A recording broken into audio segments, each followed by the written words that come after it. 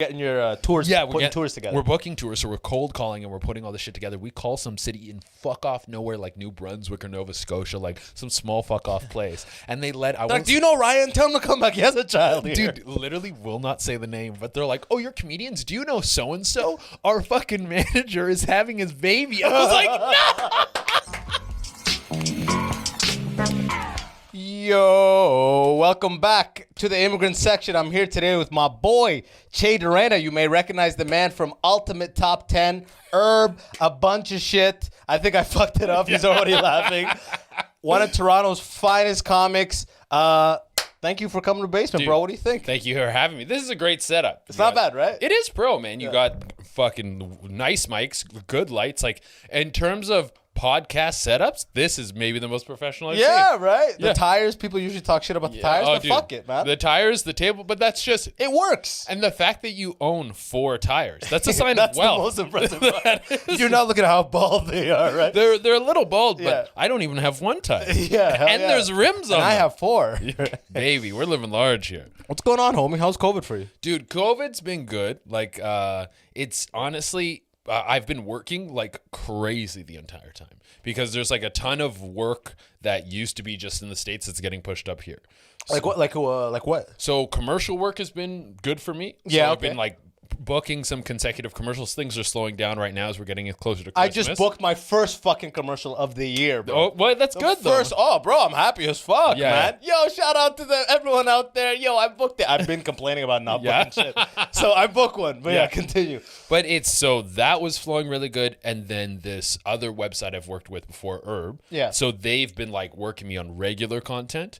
My regular job, Most Amazing Top 10, we switched to working at home for a bit. And now we're back in the office so we can film in the studio. And then we're all like separated in our own bubbles and everything. Yeah. And fuck, what else? I feel like there's some other shit. Like I was able to book a few gigs out of town where it's still like a green zone. Like comedy. Shit. Yeah, stand-up. comedy. Yeah. Okay. So we went all the way out to Smith Falls. Where the fuck is that? Smith Falls, like 4 hours out, like past Ottawa. And they're like indoors comedy. Or was it like an outside thing? Yeah, it was indoors comedy. But they had like 3 active cases in the whole city. Oh, okay. So it wasn't a worry at all. Yeah, no. So they're a green zone. And it wasn't past Ottawa, it was past Kingston. We did a week in Kingston as well. And Kingston was like people inside, but you can't take off your mask while you're standing. You can only like take off your mask at your table. Yeah, while you're eating or whatever. Yeah, and there was a plexiglass around the comedians. Which I don't get. I performed. Who is that? Is that protecting us or them? I think both. I think it's so. For show. Like, wouldn't it make more sense to have plexiglass between the people sitting? Oh yeah, 100%. I went to Balshin. He's got that show, and what the fuck is it called? Owen Sound. Yeah. Yeah, and they got a big stage. Like the gap between the stage and the first row of seating. Yeah.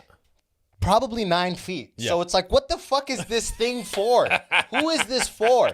And you see your reflection in it. Yeah. Which is like hell on earth as a comedian. Yeah, you know? when you're just looking at yourself the entire time and you can see you. Sometimes it's shit, but sometimes I see myself and I go like, this guy's fucking funny. Yeah. This when you're killing, you're like, yeah. You're like flexing a little bit. Yeah, dude, that's man. fucking awesome, man. But yeah, it's been busy, which is great. I'm really grateful that things are busy. I'm starting to understand how to like work to different platforms, starting a YouTube channel, starting like other things. I'm juggling a few too many things right now, which is normal for me. But I'm looking forward to this like Christmas break coming in so I can have a breather. Dude, man, I've been fucking just like, you've been like having work with like more of the established channels. And I've been like grassroots trying to build this thing from the bottom, which is like a nightmare, to be honest with you. But it is a nightmare, bro. Because it is just, you are operating in the ether. Oh, yeah. When absolutely. you like, you're doing your own channel, so you get that now. Yeah. And you work for, what is it, My Ultimate? Most Amazing Top 10. Most Amazing. So you came in there and it was like they know how to make it work well. Yeah. So you're kind of seeing that a little bit, and I'm literally like searching how to do that shit. Yeah. So I'm like, super jealous about that, and to see like the inner workings of like a really successful YouTube channel, that's super valuable. Oh, it's so valuable. And I didn't understand what it was until maybe about like 6 months ago. Yeah. How much that like working with the YouTube channel and also working with Herb, because the guys I work with at Herb like specialize in SEO. Describe Herb for the people that are not familiar with it. So Herb is a cannabis channel. So they are predominantly on Facebook. They have like 10 million followers on Facebook. They have almost 2, I think, or maybe 1.5 million on Instagram. Okay. And they do all cannabis content. And I predominantly do like unboxings for them. I'll do like little commercial type things for them as well. It's mostly me like trying different like smoking devices and different types of flour. Yeah. Is it like you just like being like, are you getting fucked up on camera, or is it just like on camera? I don't get fucked up, but there have been days. One day I took like too much weed oil. Like I had to take all these drops and shit. In your eyes? No. Oh, okay. You literally made it look like it was in your eyes. Bro. I was going to say. Oh, okay. I was like, holy fuck. Yeah, weed oil in my eyes. They go ham. But I got home and I was so high. I was on the couch like, ooh, like trying to, when you're so high, your thoughts are like spiraling out of control. I kept trying to bring them in, but they would keep being like going down these weird alleys. But and you had like content for them to still say like on camera stuff for them, or you were done? Oh yeah. But that didn't happen until I got home. Oh, okay. Because it was oil, took a little time to digest and all that. What do you do when you get too fucked up? Do you have like in your mind something that like, this works? I suffer. Yeah. I sit there and I like, in my head, I'm like, shower. A shower will bring me back. Yeah. Will ground me, Sometimes I'll try to play something that requires like a lot of focus, like a video game or something. Yeah. And that'll stop my thoughts from trailing off. But working with these two sides, like working with Most Amazing and working with Herb, I've been able to pick up a lot of foundation of how to grow on social media, YouTube channel. YouTube is hard. YouTube is fucking hard, bro. Because YouTube is like the opposite of like TikTok in the sense that the ship has sailed for that like that ability to get really like viral or get a huge mass following quickly. Yeah. That ship has sailed because there's so many content creators on it. Yeah. You have to create forever to be like to separate yourself from the noise, because there's like 1 billion hours of content going on at every hour. Oh yeah. You have to do something unique, or you have to catch a wave or hit someone emotionally. Like, do you know that that page? Dad, How Do I? No. So Dad, How Do I? It's just a do-it-yourself YouTube page. Yeah. Do-it-yourself YouTube channel. But his theme is that he grew up without a dad. So he shows guys how to do things that their dad should have taught them, who don't have dads. So he teaches them to shave and everything? Everything. To shave, change a tire, all that kind of shit. Condom talk, everything. But that, if you do something like that, that's a good hook. But there's also like SOE, how to do your description properly, how to like how to promote outside on other channels and other things. Like there's all these little tricks you can do, and if you start working every single angle, you're going to see growth. And from working with Top 10, I've learned these things. God damn. But the benefit from what you've been doing is like when I leave Top 10, like I've started growing something now, but it's fresh. And if I was to leave Top 10 now, I would have almost nothing. Like I would have gained a little bit of following on Instagram and stuff like that, but you are starting something that's completely yours that you own, and when it blows up, it's like, this is my kingdom and I can do whatever the fuck I want with it. It's just such a long path, because doing the Top 10 is like I said, seeing, even if everyone jumps ship and you go and you start at zero, seeing those inner workings lets you'll never be starting at zero. No, true. You know what I mean? Yeah. You understand how a successful business operates and you scale it down to your size. I'm just literally been like trial. It's literally like me, YouTube has literally been like the open mic process. Yes. You know what I mean? Yeah. It has just been nothing but trial and error thus far. No, I totally get what you mean. And but this is you're going to learn a lot. Do you do any sort of like self-education stuff on all of it. Yeah, the content creator education stuff. Yeah. I do what I can. And like it's grown, you know what I mean? Like I'm almost at 1,000 YouTube subscribers, which is it's been almost 2 years of consistent 1,000 seems like nothing, because everyone's in the mindset of Instagrams like dude, you need 100,000 to be anything or whatever like that. But YouTube is fucking hard, and it's not as sensational as Instagram. Yeah. You could post a sick pic and get a bunch of followers on Instagram. Yeah. And YouTube, it's like you could Dude, sometimes see channels on YouTube where it'll be like I'm looking to make a video and I'm looking for a burnout sound effect. Yeah. And it'll be like a burnout sound effect video with 200,000 views and the channel has 30 subscribers. Right? Yeah. So it's like, what do you got to do? You got to keep posting this thing constantly. Yeah. Not even one viral video. No. People don't on Instagram and other stuff, when people like the thing, they subscribe or they follow. Yeah. They don't do that on YouTube. No. You need serial content if you want people coming back. Absolutely. But you like what you're learning now, and have you started using other forms of social media to help try and flow? Content over? That's that's funny because it's like because your you could TikTok post is doing well. bro, but TikTok is not real. No. Let me say this for all of you out there who think TikTok. I realized there was something wrong with TikTok when I went live with 90,000 followers. I went live. And 24 people showed up. Yeah. That's live, though. Live people don't give a fuck. I get it. But 24? 90,000? This is what TikTok, the benefit you need to use TikTok for is TikTok is one of the best, actually I think the best platform for organic growth. So it's the only platform where you're going to get more people to see your content than people who follow you. Yeah, exactly. And YouTube is the opposite of that. Absolutely. Yeah. Most platforms, when they're outside of the growth phase, like Instagram, Facebook, all these things. Facebook, way gone. Way gone. You're once they're outside of the growth phase, there's not going to be that type of virality to your content. But we can benefit off of that right now. There will be something after TikTok, but TikTok is the thing now. But using that platform, so do you have a private TikTok just for your Instagram or just for this podcast? No, I don't. So you should have something that takes these clips, uploads them, stitches you're using. I already have the clips. I just post them on my actual account. Yeah. So the problem is when people come and there's so many things to the algorithm. Like they want to, it's all about themes. Yeah. So they need the aesthetic to be consistent, whether it's your videos or podcast videos or whatever it is. That's the thing, because because your stuff's like sketches. Like for the TikTok, it's sketches. Yeah. So when you post a podcast video, and it's like, what the fuck? Because then they're showing it to people who normally watch sketch shit. Yeah. So then those people are going to see this and go, and they're not going to watch it. Exactly. So if you start a TikTok from the ground up, base it's for this. Yeah. You're going to start to get people who want to watch stuff like this, funny clips of people talking. Bro, I have 100+ clips just sitting there that I've cut over the years. They take all those clips, start a TikTok just for this. And then, yo, Chase Reddit just dropped. Yo, look out for the Immigrant Section TikTok account coming soon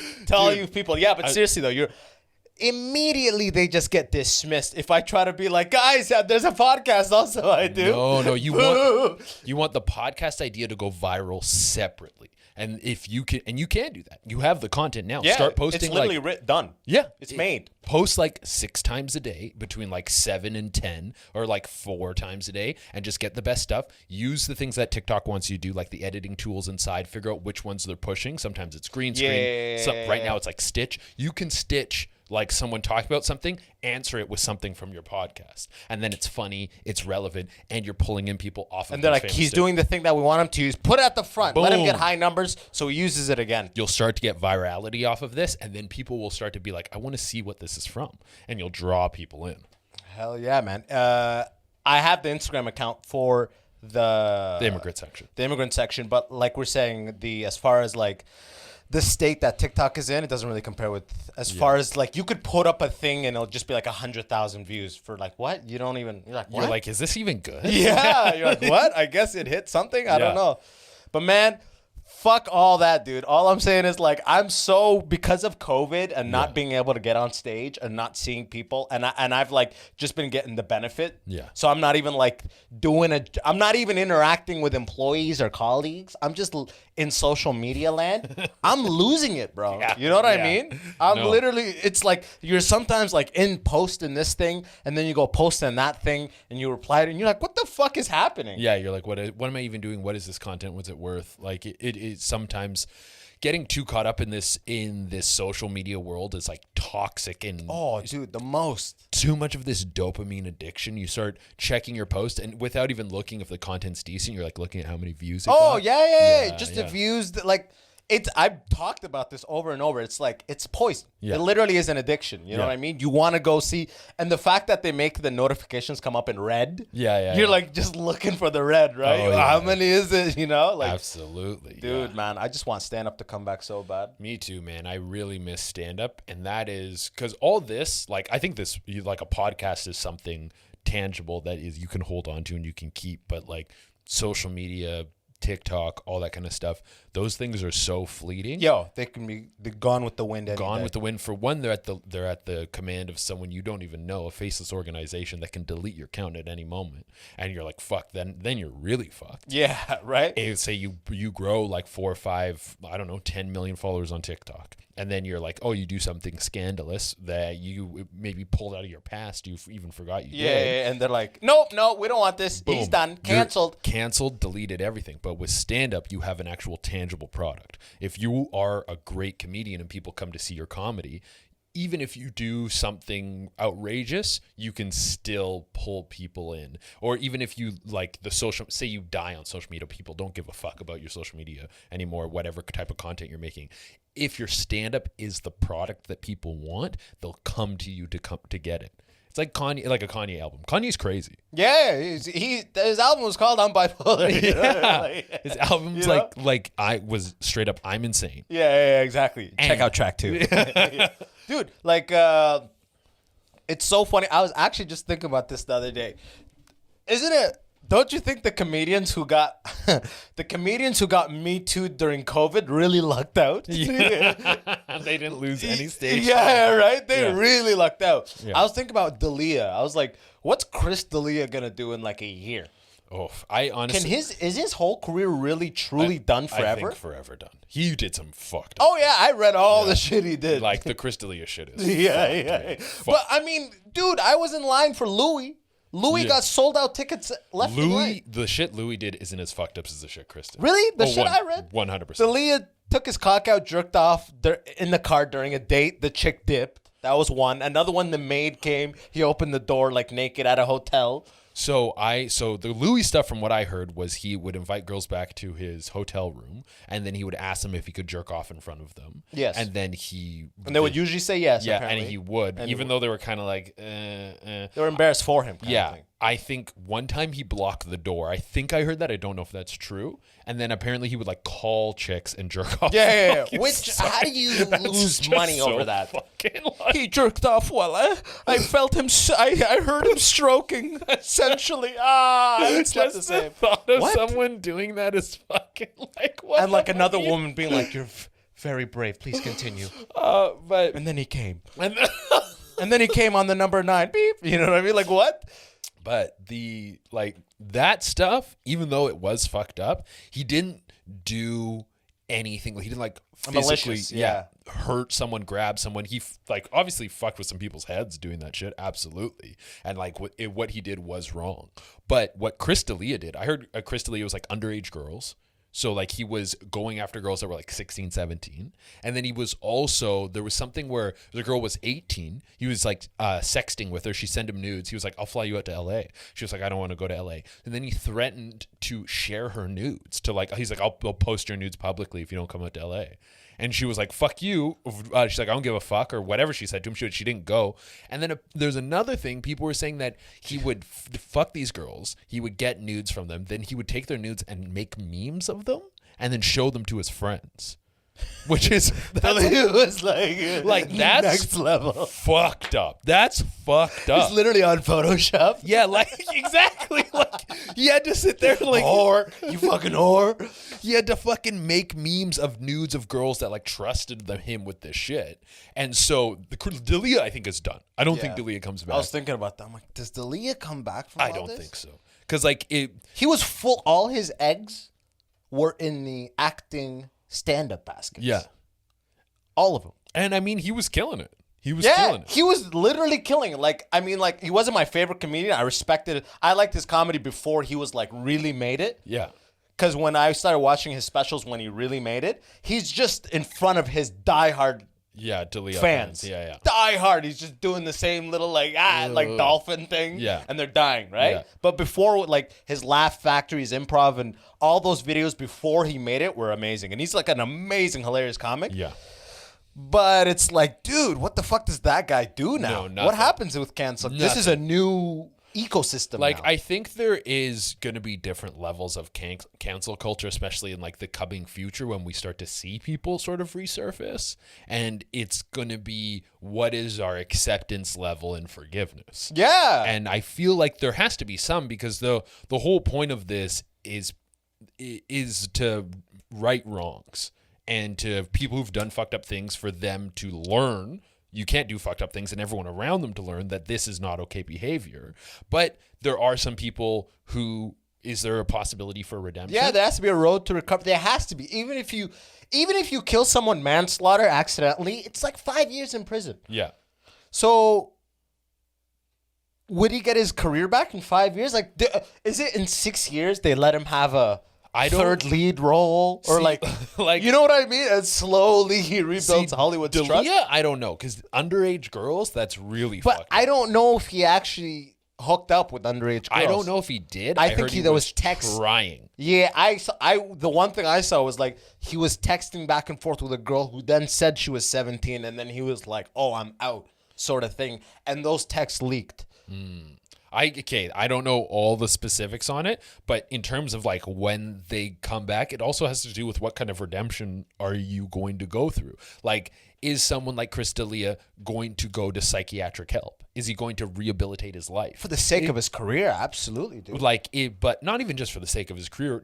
I'm saying like that's what it would be, though, right? Whatever his motivations are his motivations. But to realize that you are a sick person, what you've done is sick, and like you need to change. You need like, to get well. What's his name? Shia LaBeouf just got canceled. So he apparently was abusive to several girlfriends, and then he got called out. And what he said, he's like, I did do this. My behavior is not acceptable. He's like, I was on drugs and blah blah blah, all this stuff. But you can't treat people like this. So in time, do we look at Shia LaBeouf, if he gets off drugs, he gets clean, he cleans up his life, he's no longer abusive, and he changes his ways and admits to the shit he did? Because I don't even know if Chris D'Elia has admitted to anything. No. It's all been like lawyer recommended statements. So then Shia LaBeouf admits to what he did wrong, fixes what he did wrong, gets the help he needs. Then in a few years, do we have a new person, and do we accept them?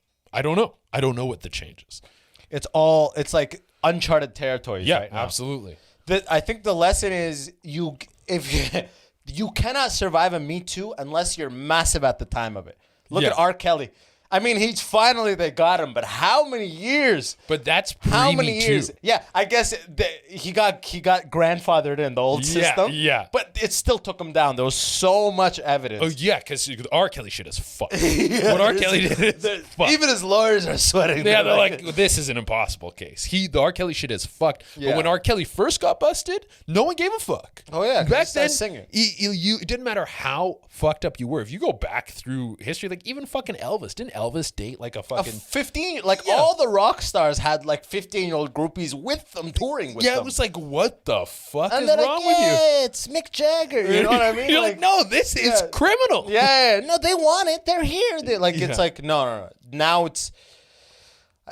that it's such a like guys don't get to dominate the career and culture in Hollywood and entertainment anymore. Yeah. So like the lights have been flashed on because the shit that we're doing, or I don't say we as in you and I, but as men in power are doing, is nothing compared to what it was when there was no light. Oh no. Nah, you know what I mean? It used to be fucked. Like that. Imagine Harvey Weinstein learned that shit from his predecessors. Oh yeah, I'm sure. Oh yeah. You know what I mean? That's just how the industry was. Yeah. And that guy is just irrelevant now. He's done. Like that guy was like 100 millionaire, just like rotting away now. Yeah. And he was a huge monster. Yeah, Huge literally monster. like a beast. Yeah.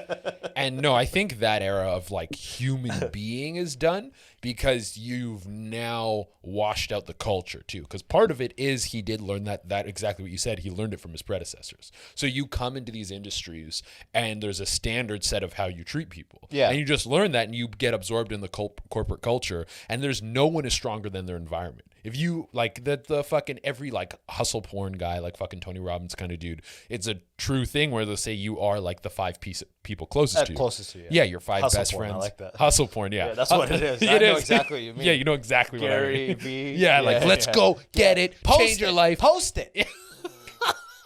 It doesn't have to be perfect. Post it, because the Post next it. guy posted 3. It's like, okay, Yeah, okay. breathe, bro. Yeah, no sleep, all Yeah. that shit.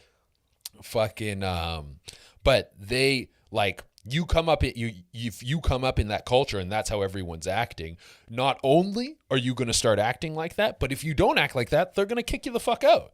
You got to be part of this like whatever The fucking boys club. Yeah, absolutely. Why do you think it was so hard? Like, you can't be this like renegade, amazing police officer in a precinct full of shitty cops. Oh, of course. No. You're done. You're either they're gonna turn their back on you when you need backup, Yeah. or you're gonna transfer to another one because they're fucking with your locker. They're putting like Absolutely. arms or some fucked up shit in your locker. Like, I don't know what it would be, but like, you can't survive in an ecosystem where you're like going against the grain, thinking that I'm going to change everything. I'm gonna change everything. People are like, Yeah. no. We have you're a system outta here. Like they apparently like the cops and when they do shit like that, when you have a good cop come in and there's all shitty cops around them, they'll put you on like the most dangerous beat.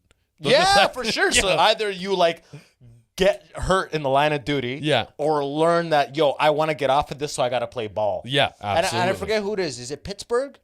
Yeah, I don't know if it's Pittsburgh, but it's you know, The Wire. Where was it filmed? Baltimore? Baltimore. Yeah, Yeah. that's supposed to be the most corrupt, Yeah. the worst cops in the country. The Baltimore Police Department. They are the worst of the worst. Yeah, no, Baltimore is like one of the most dangerous cities in America. Yeah, Absolutely. like it's like one of those forgotten like third world countries look better off than Yeah, the Baltimore. Yeah, Baltimore. the Baltimore. It sounds rough, man. It's crazy. Some places in the States are so fucked up. Like, and I haven't even been to Baltimore, but I've been to areas of like, I've been to shitty areas in Detroit where the street lights stop where it gets shitty. Yeah. So it is literally darker Yeah. in the shitty area. Yeah, so you're It is fucking- nighttime. At night, it is dark in the shitty area. Yeah, You're and it's like put some crime. lights up in here. They're What like, the fuck? nope, no. People break the lights and shit. Yeah, probably. Like, yeah, there's too much vision here, Yeah, man. no one's coming Can't in to do repair crime. that shit. Yeah, no. That's yeah. All that shit's getting washed out now. Hopefully, a lot of changes are happening through COVID, and we'll see what I don't know when life comes back to normal. If these things stick, some things will stick. Would you take the vaccine?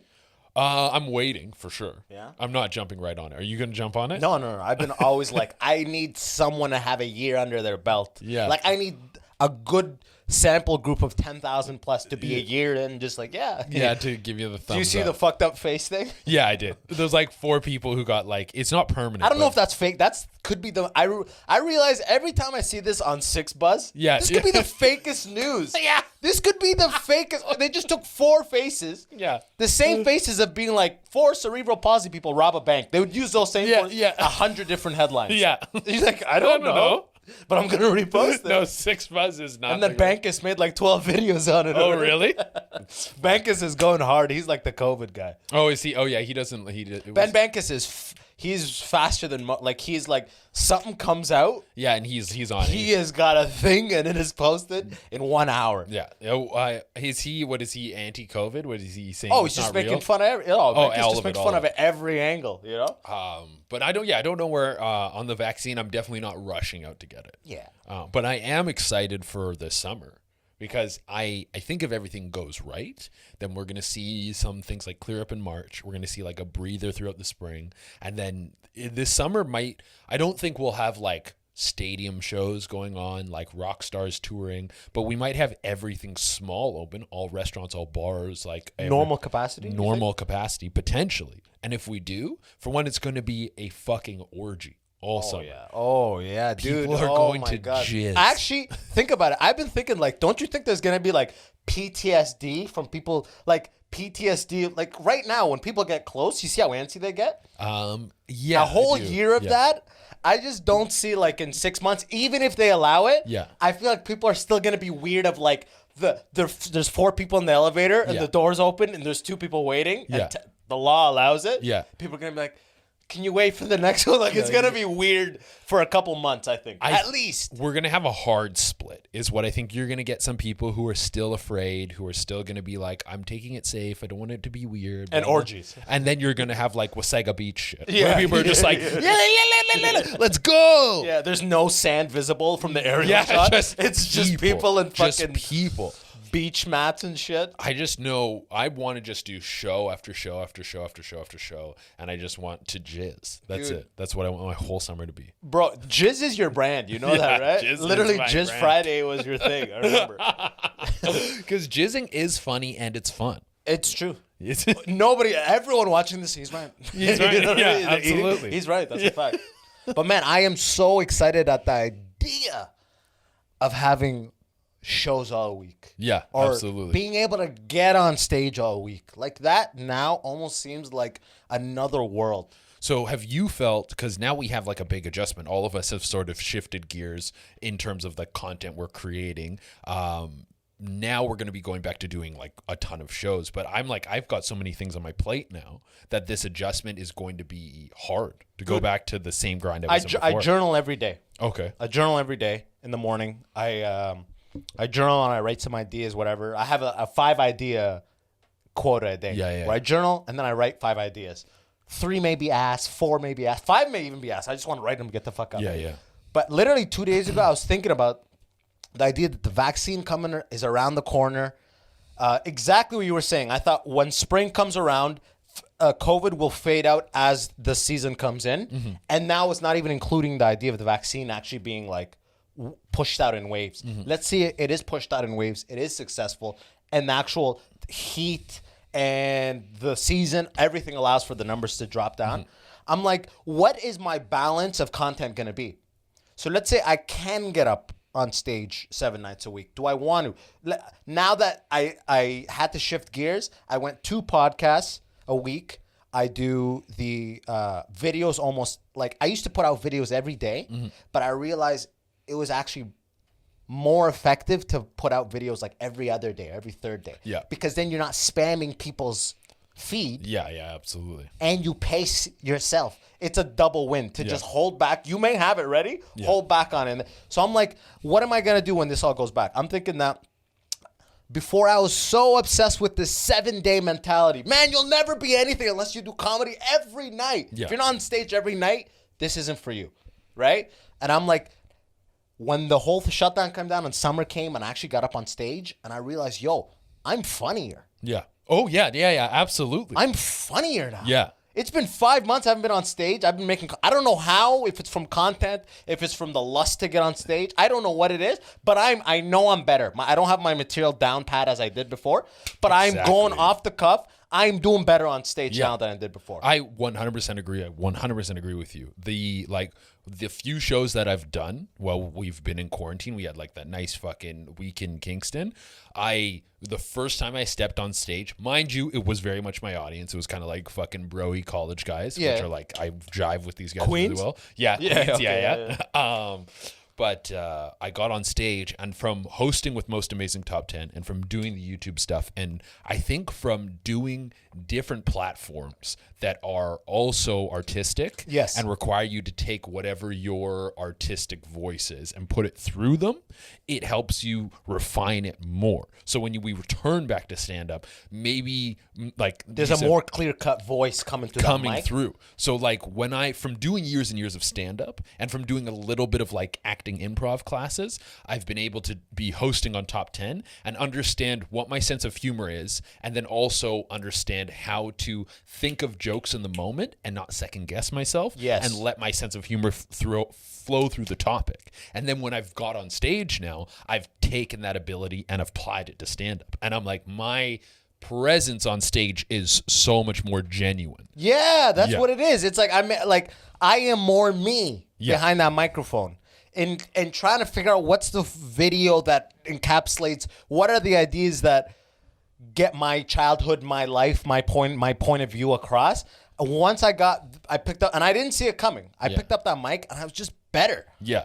There was, like you said, a more clear-cut like voice behind it, and you're exercising your comedic pacing in all of the mediums and that you create content through. Yeah.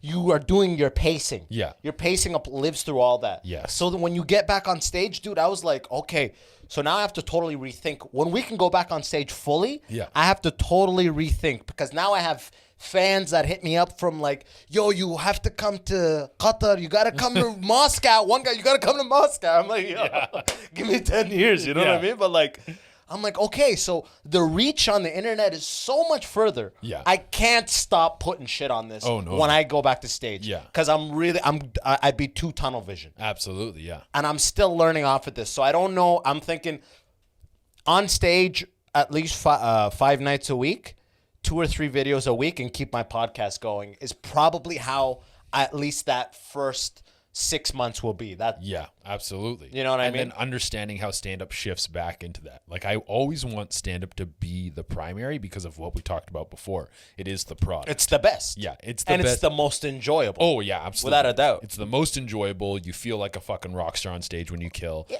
And when you, if everything else falls, if I can still make stand-up, no one can take that from you, and no one else can make my stand-up.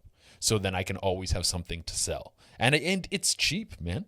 You go to shows, you write jokes, and you can travel around the country with just a fucking backpack full of clothes. Dude, that's what people been, all those road dogs, like for 50 years in the United States, that's all they were doing. Just but back then, those road dogs, it used to always about like the people who had like substance problems and didn't want to address it. Yeah. So they wouldn't be anywhere too long where people would be like, I'm worried about you. Yeah. You know what I mean? They're doing 3 nights there, 3 nights there. They're finding the coke guy there. Yeah. You know what I mean? Absolutely. They're hooking up with the bartender, and they're off to the next thing before. Oh, dude. It's all like booze, drugs, and pussy. Yeah. And it's like what you hear about all these road dogs. It's either some story about like this guy drank 20 beers in one night, or this guy like he would have coke dealer in every city, or this guy it's like he would get someone pregnant every single place. Dude, literally, we were cold calling for gigs. Yeah, I remember how you're getting your tours. Yeah, putting tours together. We're booking tours, so we're cold calling and we're putting all this shit together. We call some city in fuck off nowhere like New Brunswick or Nova Scotia, like some small fuck off place, and they like, do you know Ryan? Tell him to come back. He has a child here. Dude, literally will not say the name, but they're like, oh, you're comedians? Do you know so-and-so? Our fucking manager is having his baby. I was like, no! Do I know him? Yeah, you know him. You know him. I'll tell you after. That's fucking hilarious. Yeah, and I was like... And he's just avoiding calls or something? I don't know. I don't think he was being an absentee father. I don't think that's it. But I'm like, this dude, because I know him and I know he fucks everywhere he goes. Yeah. So Black dude? Yeah. Yeah. Oh, okay. Hat? I'm not saying anything else. Yeah. I'm not saying anything else. Okay. Yeah. And I was just like, yo, this dude, it's another one of the vices, man. You That's get these so road dogs, funny. they have their vices. Right? For those of you who don't know, for stand-up comedians, as soon as we get into, not even as soon as you start working clubs and shit like that, there's a rule everyone tells you, don't fuck the bartenders. Yes, you know what I mean? They tell you, it's like, it creates like this fucked up tension that it's like, you don't be leaving this. That's one of the rules they say. Yeah. And people do whatever they do, right? But it's like they tell you in comedy, when you get in comedy, they go, don't wear shorts on stage, don't fuck the bartender. You Absolutely. Because you want it, when you do a show anywhere, leave a fat tip, don't fuck any of the staff, and go. That's it. Because if you fuck the staff and something weird happens where the girl's like, fuck him, blah, blah, blah, whatever. You're done with that venue. Yeah, they won't book you anymore. Yeah. They won't book you. And it's all about literally cultivating a recurring, that is it's not one and done. No. You want to go there, kill, and now you have that once a year or once every 12 to 18 months, we'll say, for as long as you want. Yeah, absolutely. And you can build that all over the world. And now like Europe is getting big too. Europe is, because stand-up in like Asia and Europe is not brand new, but it's newer than it is for us. And they're starting to get a craving for it, but they don't have the same industry developed. Where like we have a foundation in Toronto where you can do a certain amount of shows every night and you can develop comedians. Just open mics is what's it called? Yeah. They don't have that same foundation from what I've heard from other comics who've toured. So it's just like a touring acts come through. That's it. Yes. So you can go and like book a bunch of shows throughout Europe and go like country after country after country after country. There's like 500 million people in Europe, and I think 200 million of them speak English, and you can just fucking hit up everywhere and then fucking come home. And that's becoming a big thing. Asia's starting to get into it, and fucking obviously we have the here in the States, and obviously the UK. UK is part of Europe, but yeah. but For those wondering, yeah. but Not for long. No, Brexit. Yeah, no, I don't we're know. out of I don't know. here. I don't even know if I don't know anything. I don't know. What does Brexit mean? Yeah. I don't want to act like I know it. But there's going to be, like, in terms of that recurring thing, there's going to be foundation laid all over the world. Like, I'm wondering, especially with all the shit that happened in the States with COVID, like, they're, like, not really handling COVID very well. Their country seems very unstable. They seems, like, violent. And it's just, like, Hollywood's closed down. I don't know if they are going to be the cultural superpower. After we emerge? Yeah, like over the next 20 years. Yeah. Is it going to be like if you're a Hollywood movie star? Yeah. Is that going to be this, like, is being a Bollywood? Is it going to be a god anymore? Yeah. Is there going to be a new, like, is Bollywood or another industry going to become the cultural, like, powerhouse? Potentially. Because I think a lot of people look at America and how this whole thing has played out and see them a little bit foolish. And maybe not. I don't know. I think it'll always be an English-speaking country. Yeah. That has that it will be the cultural superpower. Yeah. Financially, I think it's bound to be China sooner or later. China seems like it's going to be China. Yeah. But from either America, Canada, UK, the British, the English-speaking, like, European countries. Yeah. Because English is like the language of the world. Yeah. So I really feel like it'll always be some sort of English-speaking thing.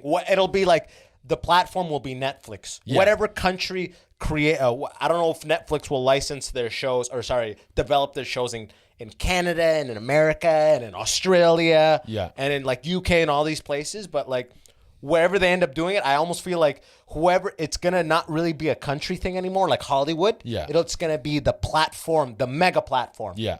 No, I think you're very right. It will, Because Netflix has, like, stuff from every country. You know what I mean? And everything flowing into it. And what my point with this is, I don't know if it's as necessary to leave as it was before. Oh, dude, Yeah. that's what So we actually talked about this a while ago, and I've been talking to Paul Chico about this. And when you get into and I've talked about this on the podcast, but the Mecca has always been LA or New York, a little more New York. LA is like, if you want to be in movies, TV, go Yeah. there. New York is like the diehard, thoroughbred stand-up. Yes. Every legend you can mention made their way through New York. But it's like, now it's like, Do I have to? do I have to? It's like, I can go to New York and perform. Yeah. I can go perform anywhere. Do I have to go there to cultivate this skill anymore? Because now it used to be no one will see you unless you go to New York. Yeah. But now that the internet is just commonplace, everyone is connected. Yeah. Everyone has their favorite this or that. Like, people send me people like that are funny from all over the world. Yo, you would like this person. And it's like, these people would have never been found if it wasn't for TikTok. Yeah. And I almost feel bad for people. There's people who are amassing like 1 million followers on TikTok. And I'm like, what is your tangible talent? That's the thing. It's like, I don't know what the future of the platform is, because you've seen it in YouTube. Yeah, it'll come, it'll go. Come, go, Yeah. come, go. Like, that's what it comes back to, the product. What is the product? If you have 1 million people and you can go to any banquet hall in any city that has 300-400 capacity and sell it out, what do you do when you are up there? Yeah, what do you do? Do you show them slideshows of you growing up because they're so obsessed with you? Yeah. Do you do a live, like, unreleased versions of what the fuck do you do, right? What I don't want to be is just a personality. Like, I don't want to be. That's a nightmare. That's a nightmare. Yeah. Some people can live. Some people off, eat off that. Yeah. Some people got to eat either That's way, but like basically what the Kardashians are. They're all 100%. just Every reality TV thing has been that. Yeah, they're just personalities, which some people can make careers out of. But if you are a personality, you are at the mercy of the public. 100%. Like, they turn on you, you're done. They think you're boring, you're done. You have zero tangible thing. It all comes back to the product, man. Have something that no one else can provide. And being a personality, everyone has a fucking personality. But stand-up, I can sell you a stand-up record. You're like, this guy's... When Bill Burr drops a special, not everyone, but like all of us, we go watch it because we're like, we got to see it. It's only Bill Burr can make this. Only 100%. He can. It's literally Bill Burr, Chappelle, all these people. It's literally like, yo, Kendrick dropped an album. Yes. Every music person is listening to this thing. Yes. And talking about it. And Absolutely. Comedians, Bill Burr is like, there's some comics who are like, you have an excitement from a learning point of view, and you have the same excitement that a random person would have from a spectator point of view. Yes. You know what I mean? Yeah. Like, yo, I'm excited for this on so many levels. Yes, absolutely. But that's like, fuck, how did we... It's funny. It's funny how the old killers used to be, yo, cocaine, Pryor, Kinnison, Yes. all these people, cocaine, they're fucked up, burn, done. Yeah. And now it's like, I eat salads for lunch, I meditate. Yeah. And Yeah. these are the God level people, you know what I mean? I think as just people, we're evolving on that. Like, there's the education of how to treat your body is just so much more commonplace. It used to be, you're a pussy if you ate a salad, Yeah. or you're a pussy if this or that. Absolutely. And now it's like, you just eat it. You're stupid You're if you're stupid. not. Yeah. Like, I think one thing, like, if you look at the generation between us and our parents, so our parents got like fucking sick opportunities on like housing, and we're getting fucked on housing. 100%. Like the billion, like there has to be some sort of legality. You can't even afford to rent anymore. No. Not even, forget own. Like, renting is not even like, affordable. You want to buy a house, you have to move to some fuck off place where there's no jobs, and you're like, okay, well then I get fucked, and they're like, well then I but get you fucked. can commute an hour and a half. Yeah, And, then you can and afford that's it. your life. Yeah. It's like That's why everyone who lives in Milton works in Toronto. Yeah, It's like an hour out, you know? It's so fucked. And then there's something like 25% vacancy in Toronto. Dude, because yeah. it's just all bought up foreign by investment. Yeah. Yeah. And so there needs to be some sort of regulation put on that. But our parents were able to get good homes for affordable prices and jobs that paid for these homes without having to like fucking work 3 jobs and be $100,000 in debt. But what they got fucked on was nutrition.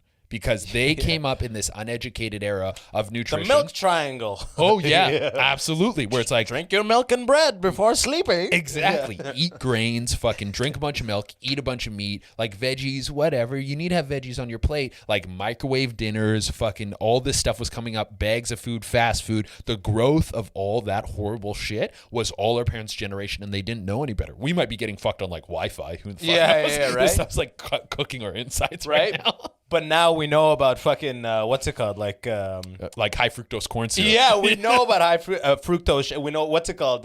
We know about gluten now. Gluten, yeah. Yeah, gluten. So, who the fuck knows what that is? I do now. Fuck. Like how much better we're able to treat our bodies. That I think that's the huge benefit that our generation is getting. So we're gonna be living long as fuck with homeless. Homeless. That's what's the fuck. But this shit has to collapse though. Like, it's been going out of crate. Like they always been saying real estate's in a bubble, it's gonna burst. But they've been saying that for ever. I've never seen a burst. It tanks a little bit, but like, I've never seen this burst coming. I think everything continues to appreciate. Everything continues to go up. Everything continues to appreciate, and there needs to be legislation put in place, because when there's a burst, like we have this pandemic and then a bunch of people go out of business, who you think is going to buy those storefronts? You think it's going to be a bunch of people who just went out of business, a bunch of people who are scared to put their money down on a new store because you don't know if it's going to last or another pandemic's going to hit? Or do you think it's going to be big business that can afford to spend the money? Yeah.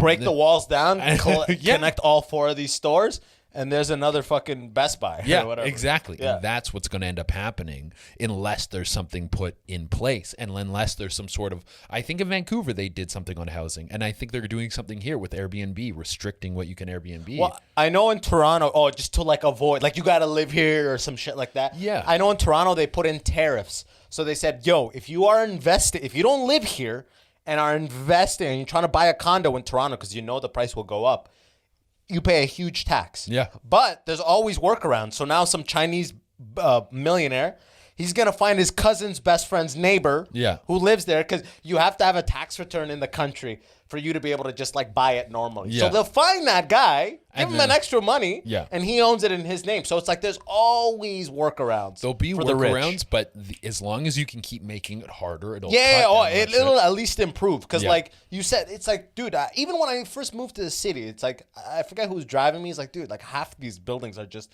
Chinese-owned condos that are like vacant. Yeah. They're just fucking vacant. Yeah. And no one can afford anything because they're all locked in. Yeah, absolutely. And just driving the price up. It's stupid. And it was funny with this second wave is that they closed all the mom and pop shops. Yeah. And like Walmart's open. All that shit. Yeah. All the guys who like are stronger than the municipality of Toronto are just like, they're like, we're not closing. No. That's why that fucking the Adamson's barbecue guy. Oh, that was, by the way, a legend. I didn't even know about Adamson's You barbecue. didn't know about it? I didn't even know about it. And now I know the guy. Yeah. I know the business. Yeah. I want to eat there. Dude, okay, first off, the dude, like, the whole thing, I don't think he did it properly because he was actually killing it in the pandemic. He was making tons of money. So, yeah, for those of you who are not in Toronto, a guy who owns a barbecue shop in Toronto called Adamson's Barbecue. What's the guy's name? Like Frank or some shit? It's just some white dude, right? Yeah. By the way, the whole thing went down. It was the most black guy thing I've ever seen.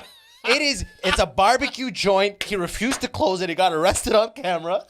Dude, and he's like a white dude wearing a Bass Pro Shop hat. Yeah. But this dude would not close second wave of Toronto, and like they keep finding him, and one day they just arrested him publicly, and like and the whole city is like Six Buzz, which is like our like I guess it's like World Star Hip Hop. Yes, yeah.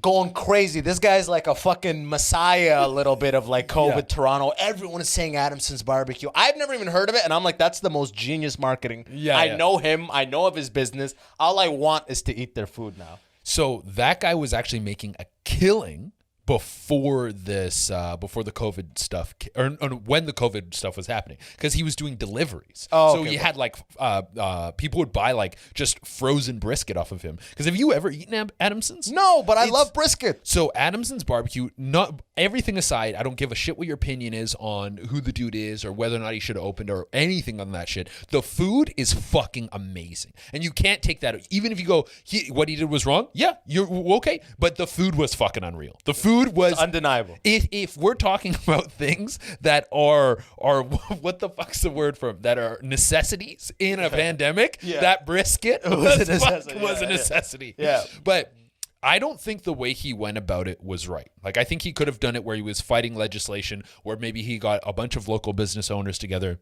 and they stood up together. I think doing this whole like Six Buzz over the top, screaming about stuff, like everything's very conspiracy theory. He's like, it's funny how how this place is open, but we're closed. And it's like, I didn't even I saw his part. Thank God I didn't see that. I saw his interviews and stuff, and that was the less charming side of it, right? Too conspiracy theory for me. And I'm just like, why is fluoride in the water? Because 9/11. It's like, all right, bro. It's like, chill. But I do get where he's coming from. How many businesses just got fucked, and then big businesses is still open, and like it's and it's like there's 100 people in that fucking like store. Jeff Bezos is making he's a trillionaire now. He's going like this, and a bunch of people are getting fucked on their business, and that sucks. And if your back is up against the wall like that, I understand. Like for me, I'm lucky. I'm still working. The people in my house are getting like fucking CERB and that kind of shit. Yeah. The government is paying a bunch of people. I have low overhead. Like I made money in this pandemic. You're netting money. I'm netting money. I'm doing great. And my savings are higher than they've ever been. Fuck yeah. Yeah. And you're killing COVID. Yeah. So for me to go like, they go lockdown and I go, oh yeah, it's not a big deal. That's fine.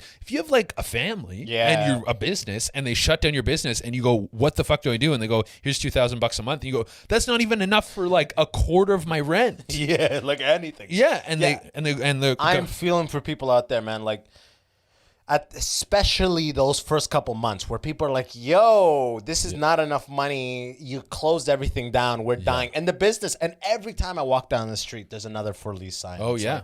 And it's like, what happens to all those people? Those people are getting fucked over. And going back to what I said before, what I'm worried is it's like, oh, well, this is COVID. Some people are going to get hurt. The government, at least it is. I'm not going to blame the government strictly for this because they have been giving everyone $2,000 a month, which is fucking incredible. Yeah, I mean, it's changed now, but they're still giving a benefit. They're still giving people money, which is like... So many other...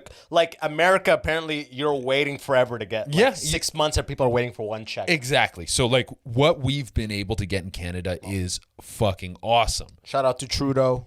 Yes, dude. Real quick shout out to Daddy Trudeau. In case you're watching. And I didn't even get CERB because I was fucking, you're I've been working the whole time. Yeah. But well, like if you're getting fucked on this and we're seeing these shops close down, it's like do massive corporations just profit off this again?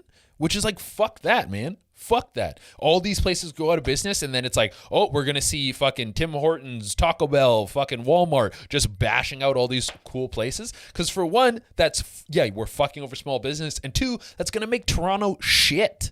100%. But I think this, whatever is happening in Toronto, is kind of a representation of what's happening across the board in Canada. Yeah.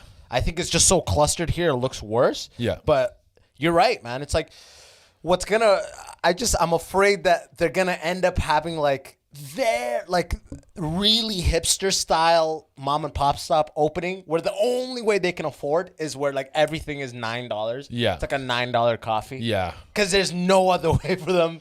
And it's like super like hipstery new age shit. I hope that in the new wave, we don't see massive corporations take over everything, that we see a bunch of independent businesses open, that people are encouraged to support these businesses, and that rent just drops because there's some sort of legislation to protect people on their rent. Because right like now, rent control, essentially. Yeah, there isn't. And on businesses, there's no rent control. Someone can up your rent from 10 to 5 to fucking, or from 5 to 10 to 15 at any time. And they can just fuck you on that, which fucking sucks, man.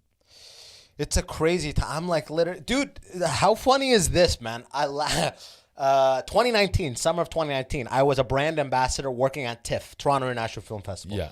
And I was giving out, my job was to give out free Cineplex, like movie passes for every like 10th person. And they gave me like 100 or 200. Yeah. And I put like 100, I put 50 of them, 50% in my pocket. Yeah. Okay. So I have like 100 free movie passes that would like don't expire till February of 2021, right? All right. So listen, okay? This was, I mean, it's a long time ago. It happened. The point is this. These are free samples. I'm like, yo, I'm good for movie. I'm handing them out gifts, 5 of them at a time. Yeah. Yo, get, you know what I mean? The birthday, 5 free movie passes. Movie's like $15. Right? That's not bad. Yeah. Right? That's not bad. Bro, I'm like, who the fuck would have thought that Cineplex would have been out of business before these coupons expired? Yeah. I wouldn't have bet that in a million years. Nope. Cineplex, where I've been going to watch movies in theaters since I was like fucking 7, is out of business when I get 100 free passes. Yeah. No, they're done. Even if once COVID fixes. Well, they're everything. Like the panty is finished. Like I don't see theaters coming back. I think we'll still have theaters. Like I think it'll be like records.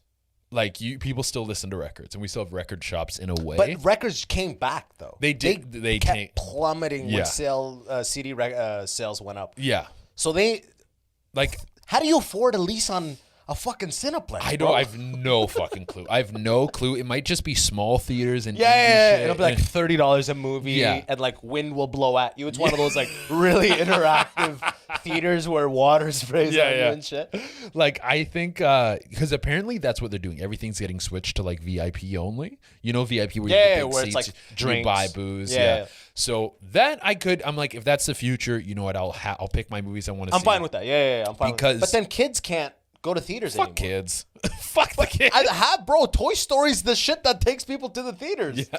Well, then maybe there'll be like a kids section too. It's like there's a slide in it for they're like, ooh. Yeah. But they, what's it called? The all that stuff, like fucking Warner Brothers said that a bunch of these movies are coming straight to HBO.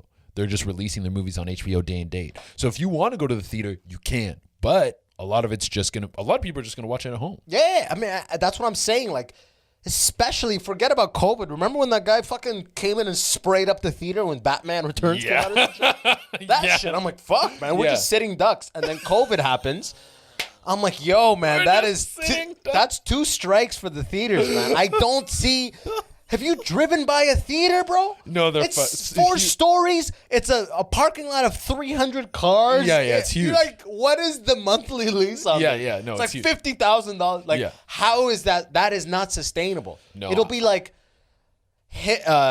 I'm using the word hipster loosely, but like, it's gonna be like that one independent theater that has to charge like, it'll have to be an outing, like going to watch fucking literally theater, like a play. Like $25 to enter. Like 100 seating. Legit might be what it ends up being. Because I just don't see these massive places that have 12 screens in them That's not gonna work anymore. No, I think you are right on that front, and I don't know what happens. Like, I don't want theaters to go away because I love going to the movies. I fucking love it. It's the best. I remember when I was a kid, bringing movie popcorn back home with me, and I remember the moment as a kid where I realized that never bring movie popcorn home with you. It loses its magic the second you step into that car. Yeah. And it goes on the counter at your house. Yeah. And you're like, oh, I'll eat it tomorrow. Tomorrow. You're like, fuck. No, man. No way. Dude, leave it at the theater, It was old when you bought it. Yeah, right? Yeah, Legit. No way. Bro, that's the max margin. That's how those places were staying. That's what was paying for the lights. Oh, yeah. Is that fucking popcorn, $11 for a large. Oh, yeah, absolutely. Because that's dirt cheap shit. 50-cent profit. 50-cent cost. Yeah. Max. Maybe the butter's charging them a little extra. Yeah, no, that they were making tons of money off of that shit. But I don't know. I honestly have no fucking clue what happens to theaters in the future. I hope they stick around. I think like something like Infinity War comes out, you still want to go to the theaters to see that shit. Any Christopher Nolan movie. Yeah. Right? Any Batman, Superman, Marvel. Like King Kong versus Godzilla's coming Yeah, out. you're not going to watch that on a fucking 37-inch. And I know that movie's going to be bad. Right? And I still want to see it in It's theaters. been made 5 times and it was never good. Right? And we still watch it. Yeah. Something about watching a giant gorilla and the newest level of CGI. Yeah, and it's boom. You're like, maybe it'll be good this time. Yeah, Because now it's CGI, so they're going to figure it out. It used to just be a guy in an outfit. Yeah. Right? Now it's just like, dude, every time I see a dinosaur fighting an ape. Yeah. Dude, I love Googling. Every now and then, there still isn't one, but I'm hoping. I've always wanted to see a gorilla fight a tiger. And I always YouTube it on, and that encounter hasn't happened yet. Yeah. But I know someone's going to get it sooner or later. Yeah. A gorilla fighting a tiger. What do you think would happen? A gorilla fighting a tiger? Oh, see, gorillas are mean and smarter. Tigers are strong, though, and tigers are killers. They're killers. Fangs. Yeah. But gorillas have fangs, too. And so what's the scenario, though? It's a silverback. Silverback. Okay.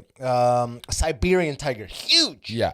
Coming up on like a fucking gazelle. Yeah. This gazelle pissed off the gorilla. Yeah. The gorilla's in the tree. He's looking at the gazelle. He's about to attack it. The gazelle fuck with the apes. Yeah. It's Tarzan style scenario. Yes. Tiger coming in. Gorilla jumps out of the tree. Yeah. Fucks up the gazelle. Tiger's and he leaps. He's leaping for the gazelle, but the gorilla squashed it. The gazelle's done in one hit. Yeah. Neck broken. Now the tiger just leapt on the gorilla. The gorilla didn't know about the tiger. Yeah. So now what happens? The tiger's hungry as fuck. The gorilla was trying to get revenge, but now the gorilla got attacked by the tiger. Yeah. And so now they're on. Okay, now he's like, what the fuck? So we're in the jungle. Yes. This is in an the jungle. open field. Total, no, like in the jungle, like green shrubs, trees. In the jungle scenario, I think I maybe give it to the gorilla. Because the gorilla has like trees and shit to swing on. He can climb up. Because tigers are good at climbing too. But a gorilla. But not like gorillas. No, gorilla is like built to climb. And he can jump up, come down, swing on shit. Like that's, I think, more his terrain. Where if it was like open field, gorilla doesn't have nothing to go up, no verticality. Yeah. I think I give it to the tiger because the tiger can literally just leap up on top of him and behind him and shit. And he's got the speed that the gorilla doesn't have. Yeah. The gorilla needs elevation and like the tree. The gorilla is a jungle creature. Yes. Whereas the tiger could probably eat in the jungle and non-jungle. Yes. That's my guess. But the thing is, I think tigers go for the neck when they want to kill you.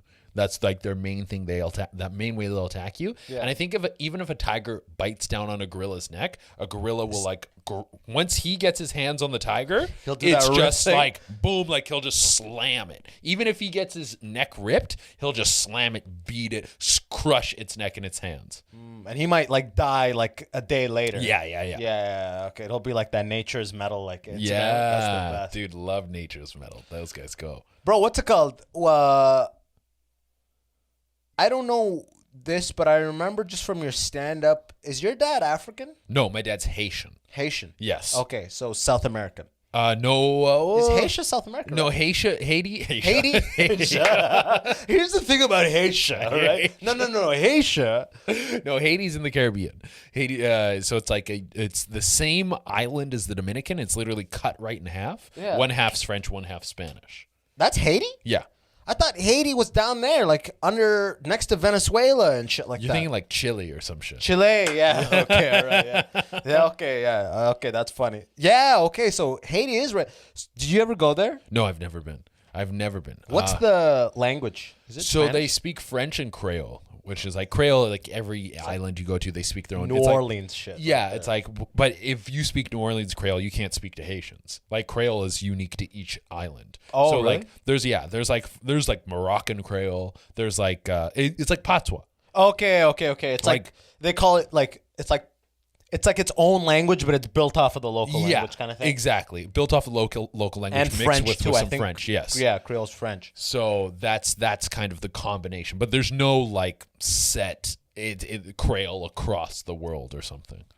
Do you ever tell people that? Do you? So you just say half black, half white? Yeah. Yeah? I say Haitian sometimes, but a lot of people don't know what Haitian is. Yeah, evidently. Yeah.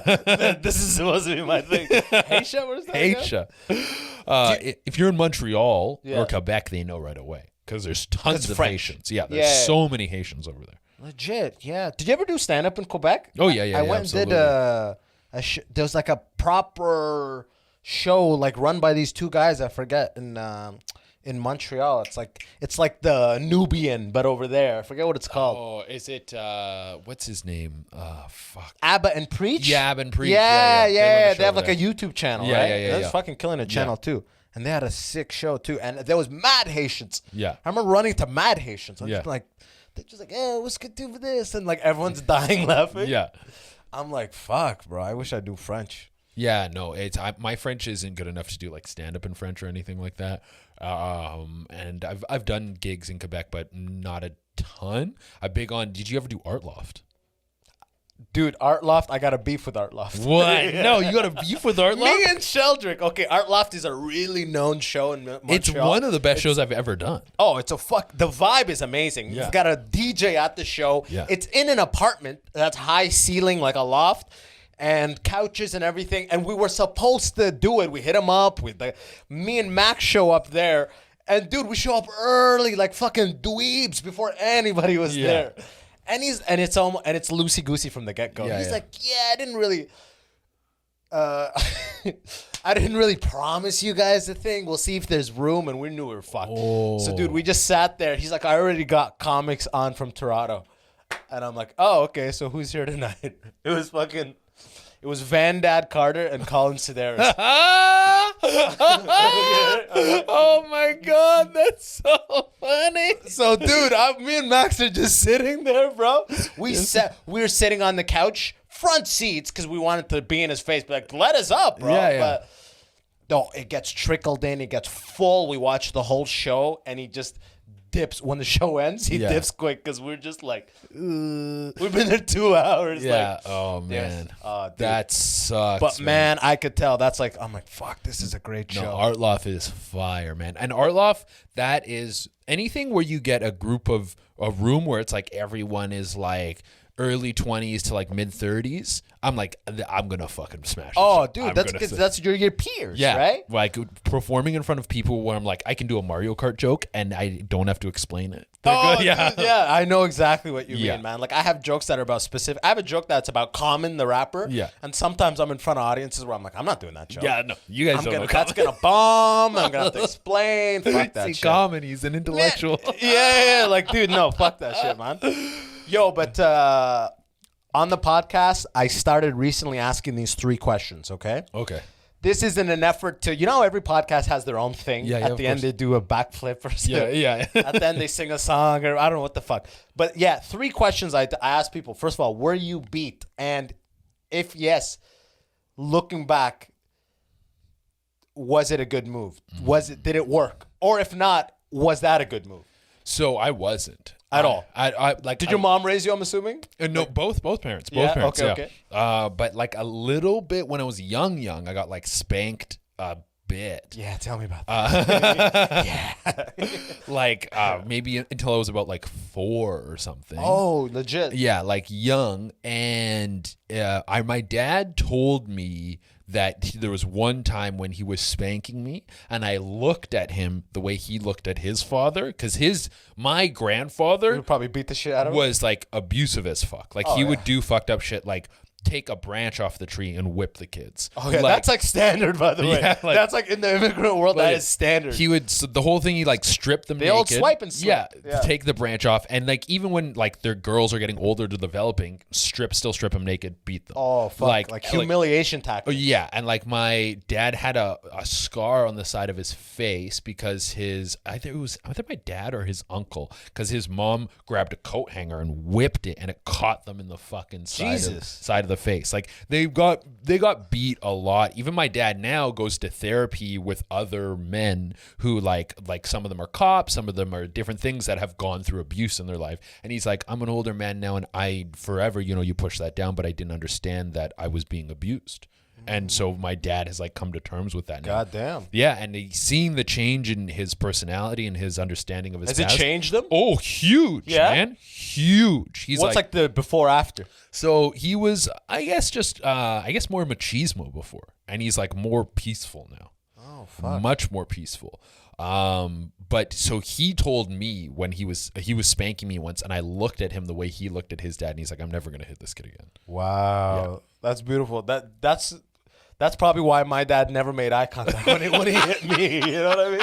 I might laugh accidentally. Yeah, dude. That's so no hitting growing up. No, I got screamed at a lot. My mom was demeaning mentally. Yeah, oh, as Like, mothers do. As mothers do. Like, you're stupid, all this fucked up shit. Dude, that's manipulation type shit. You're like, stupid. You're just sleeping cutely as a 6-year-old. You're stupid. Fuck this. The stuff you like, dumb. Like, just cutting all the time. I remember when I moved to Mexico and I started selling like tours and stuff. Yeah. And I literally had to approach strangers in the street and like try to sell them a tour. Like the excursions. Like excursions, all that kind of shit. Yeah. And it was like the first time in my life I felt confident. And I was like, what is this new feeling? Because you've just been beat down by someone. In English? Yeah. Oh, wow. Well, because there's so many tourists. Yeah. It's all English there. Yeah. But yeah, no beatings, some psychological abuse. That's it. Hell yeah. The next question, I don't know how it's going to work, but the question is, what's something in your culture that you've only seen your culture do? So I don't know if this would be a Haitian thing. I don't know if this would be like a half black, half white mixed guy thing. So something you've only seen in your household done, essentially. It's something only in our household.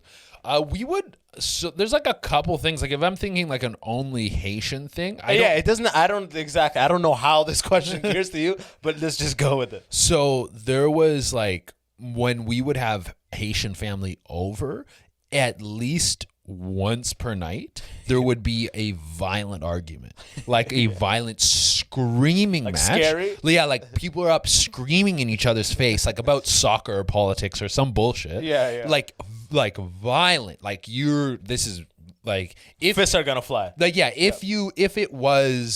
if that happened now, people would be like getting up and getting in between them. Oh, okay. But now this is just like back then it would happen, and then after it was done, you go, yeah, fuck you, and then we go back to normal. Everyone's chilling. Like even if you were in another room and you heard it going on, you wouldn't get up to be like, you would just be like, keep playing with your toys or whatever. Okay. It was completely normal. That's fucking hilarious. That's like part of the call. Like men arguing. Yeah, just men screaming at each other over like soccer. And no one ever like stormed out. No. It was just like it would reset. Yeah, it would be like, and you go like, you're stupid, and then fucking boom, we go back to normal. That's so fucking funny, man. I've never when I grew up, all the shit was like fake as fuck. All of the hate for other people happened when they left the house. Oh, yeah? Yeah, there was no confrontation. Which I want confrontation. Tell it to his face. You know? Just like, I hate them. You know, it's like, I'm like, damn. They're so nice. Like, yeah. I'm like, I can never be honest about this. Let me just walk away as a child. The last question is, and this also very confusing. I don't know how you're going to answer it, but this could be a mixed guy thing, Haitian thing, white mom thing. who is the butt of the jokes in your house? You know what I mean? Who is always like the don't be a fucking. I think either my dad or my brother for sure. I think my brother a lot for sure. Actually, my sister got it too. Everyone kind of got it. We were like in terms of like ribbing and like making fun of people. Yeah. It was nonstop. I think I kind of was able to squeak through a little bit. Yeah. Because were you the middle? What are you? I'm the do you have youngest. siblings? I'm the youngest. How many siblings do you I've have? got 3, but they're both my parents were married before and had kids in separate marriages. Gotcha. So They can't. technically, everyone's a half brother and sister, but we don't consider Yeah, ourselves gotcha. like that. Yeah. You're not like doing sibling math. No. There's So one and a half of us here. Yeah, no. Yeah.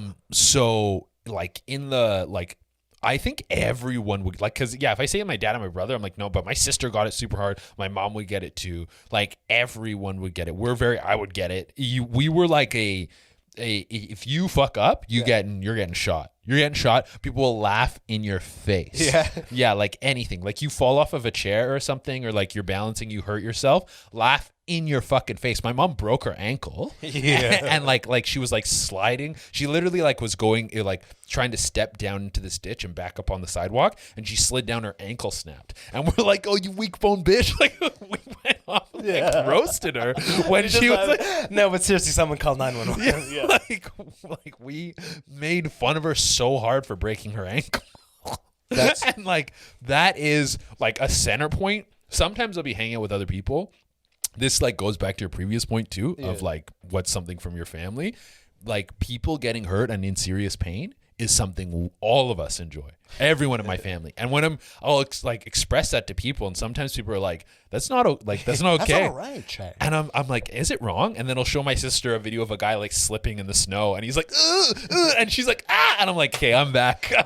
How long do you give the pain before the concern comes? So like a good 20 seconds? Oh, I don't know. It's until you can physically stop laughing. Yeah, okay. One of my earliest memories is me, remember Seesaw? Of course. So I'm at the top of the The Seesaw. most dangerous toy It's ever. so dangerous. People jump off and you slam to the ground. You're and shit. fucked, yeah. So I'd be at The ball crusher. Oh, it fucks you up. Yeah. So I'm at the top of the Seesaw, and I maybe went to jump off. I can't remember why, but I fall off the Seesaw and I slam into the ground, and I got like wood chips stuck to my face. I think I'm like 4 years old. Yeah. And I'm trying to like get fucking like back to reality and figure out where I am. And I can hear my mom laughing so fucking hard, like laughing uncontrollably. And I look up and she's like trying to come help me, but she's laughing so hard she can't walk. She's like kind of like half crawling to like come help You're her like 4-year-old concussed son. with a fucked up I'm leg. like, ugh, and she's like, ah. Like That's so fucking funny, Yeah. dude. Yo, for some reason, I just randomly, because obviously you're a comic, and we're coming up on the end. I usually go for an hour 10. We're there, but this random thing right now, and I don't even know that I'm gonna add this to the thing, but what's you've been writing stand-up bits recently? Yeah. Yeah. What's a recent bit and I'll tell you one that a recent bit that you don't think would have done that well, but you still wrote it. I have a bit being like, do you think when Kobe died, a lot of ankle doctors like lost work? You know, they're like That's so fucking funny. But Just even the idea of an ankle doctor. like, oh fuck, they're watching the accident. No, Dude, I think that's fucking think that was funny. okay? I think that's so funny. Like people might be like, "Oh," but you're not making fun of Kobe. Yeah, you're no, even no, anything. You're big in Kobe. Yeah. way too many ankles are going just unbroken. unscathed and unbroken. I think what's something? Oh, I've been working on a bit about the Hamburglar. I've been writing I have 5-6 minutes on the Hamburglar, Yeah? and I don't think any of it's good. The opening lines. Okay, let's see what we got. Like when I'm trying to talk about why the Hamburglar's the villain of McDonald's, but what's his motivation? And I'm trying to work out this bit of how. Do you know Mayor McCheese? So Mayor McCheese is that a McDonald's thing or is that a general cartoon? He's a McDonald's character that has a hamburger head. Yeah. And for whatever reason, the Hamburglar hates burgers, so he's stealing burgers. Yes. And so I'm assuming Mayor McCheese did something to his wife or family. Yeah, okay, I'm yeah, there's a trying beef. pieces. No pun together. intended. And I'm like writing about Hamburglar, and I'm like, all of this sucks. That's the best, isn't it? And you're still laughing.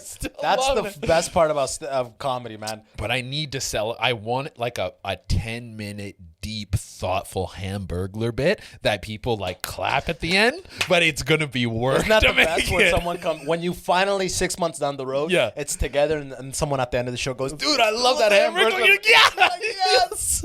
Another one, I'll leave you with this. I would watch so much crime movies and shit during COVID. I remember I was writing a bit. I was like, I want to do crime just for that post-crime shower. Yeah. Like, You know that shower people have after they do like, a crime? yeah. They're just like, it's a gun, so now they got to wipe everything. Get all the Like, gun. oh, fuck. They throw their clothes in the washing machine. Everything. Yeah. I'm like, that's why I want to do crime, just for that fucking shower. and I wrote nothing else. It was literally that line. It'll never see the day of light, but there it is. That's great, man. But yo, man, Che, tell the people how to find you, man. Yes, you can find me on any platform as @CheDarena, and I also have my own YouTube channel where we do like dumb fucking gaming content. It's just me and Cameron Phoenix talking shit while we play games. It's just called Little Dinky News. It has nothing to do with news. We call it. He's a hard gamer. It never came up. Oh, yeah. Next time you come on, we'll talk. But the man's you're like a you're like a gamer. You're like a comic and then a gamer. Yeah, no, I play I have a daily video game podcast I listen to. Like I am deep Yeah, he's in a gamer. I play video games like crazy. So we have the gaming podcast or a gaming channel. We stream on Twitch, Facebook Gaming. We live stream on YouTube. Everything goes out and then we edit everything down to like these 10-minute chunks. We're gonna start dropping TikToks and everything. I'm on TikTok and all those things too. Hell yeah! And as always, you look at the description. I'm gonna leave all your main Chase stuff. My little dink news. Just Little Dinky News. Little dinky news. Okay, I'll get that down. Yeah. And all in the description. From my end, yo, if you're loving the podcast and you want to support, check out the patreon.com/the Immigrant Section. Besides that, yo, just tell at least one friend about the show. Organic growth or nothing else. I got no money for ads, yo. Forget that Ford commercial. I didn't say it was Ford, but it's Ford. All right? But yo, man, you got to come back on, bro. Dude, couple months, I'll have you back on. Yeah, sounds great, man. Fuck yeah, man. Yo, until next time, peace. Yo, and that's the episode. Remember, if you liked it, smash that subscribe button so I can give you updates. And until next time, it's your boy, Abbas Wahab. Easy.